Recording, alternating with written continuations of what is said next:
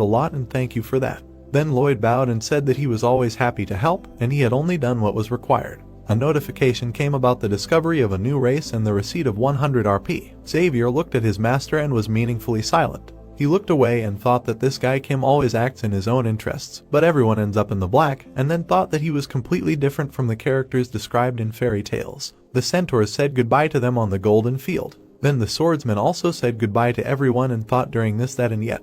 He followed the reincarnated one and thought that he was the main character, and then he suddenly began to disintegrate into particles, which alarmed him. The protagonist turned around with alarm. The wind rose behind him and he looked at what was happening. His face expressed extreme anxiety, but then he heard Xavier's appeal and calmed down a little. The blonde tilted his head slightly to the side and asked what had happened to him. The protagonist looked at him with slight wariness and said that everything was fine and it just seemed to him that the swordsman looked just as calm and questioning. And then Lloyd, looking at him with slight fear, asked him to forget about it.